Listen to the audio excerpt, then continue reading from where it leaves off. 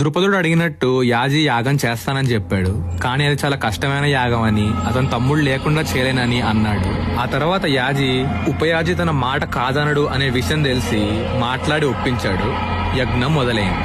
యాజీ ద్రుపదుడి భార్యతో ఇలా అన్నాడు, రాణి వెంటనే వచ్చి ఈ హోమశేషాన్ని ప్రసాదంగా స్వీకరించు, ఇది నీకు ఒక కొడుకుని ఒక కూతుర్ని కలిగిస్తుంది అన్నాడు. రాణి కంగారు పడింది. తనకెంతో ఇష్టమైన పిల్లల్ని కలిగించే ఈ ప్రసాదాన్ని ఇప్పుడు స్వీకరించే పరిస్థితి తను లేదని వెంటనే స్నానం చేసి వస్తానని అంది. అప్పుడు యాజీ ఇలా అన్నాడు, ఈ ప్రసాదం ఆల్రెడీ రెడీగా ఉంది, వెయిట్ చేయడం కుదరదు. నువ్వు స్వీకరిస్తే నీ కడుపున పుడతారు, లేకపోతే నీ కడుపున పుట్టరు, కానీ పుట్టడం మాత్రం పక్కా అని అన్నాడు. ఇంత చెప్పాక కూడా రాణి ఇంకా హెసిటేషన్ తోనే నుంచుండిపోయింది.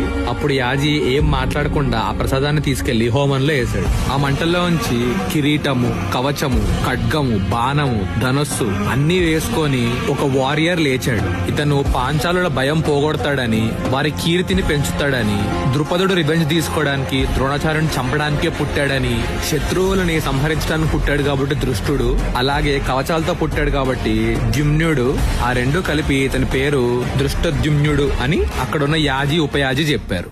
ఆ తర్వాత అదే మంటల నుంచి అత్యంత సౌందర్యవతి అయిన ఒక యువతి లేచింది. ఆమె చాలా అందగత్తని, తనకి చాలా శుభ లక్షణాలు ఉన్నాయని, ఆమె వల్ల చాలా డిస్ట్రక్షన్ జరగబోతుందని, ఆమె పేరు కృష్ణ అని చెప్పారు. అలా వీళ్ళిద్దరు పుట్టిన తర్వాత తన గర్భంలో పుట్టలేదని రాణి చాలా బాధపడింది. కానీ తనని తప్ప వీళ్ళిద్దరూ వేరే ఎవ్వరూ అమ్మనుకోకూడదని వరం అడిగింది. యాజీ ఉపయాజీ తదాస్తు అన్నారు.